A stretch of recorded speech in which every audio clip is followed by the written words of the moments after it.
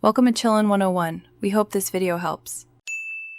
Begin by inspecting the retractable cargo cover carefully and methodically.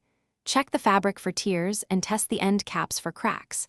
Remove the cover from the vehicle using a 3mm hex or Phillips screwdriver as required. Measure the cover length and housing width and note values like 43 inches and 5 inches. Listen while pulling the cover out slowly to detect grinding or silence from the spring. These checks tell you whether fabric, end caps, or the spring needs repair or replacement. Park on a level surface and wear gloves and eye protection for safety. Remove the two housing screws using a 3mm hex and a 5mm socket while supporting the cassette. Slowly release spring tension by keeping the cover partially wound and securing it with tape or a clamp. Lift the cassette out and place it on a clean workbench with cloth to avoid scratches. Label each component and take photos to document orientation for correct reassembly later. Organize screws and small parts in separate containers to prevent loss.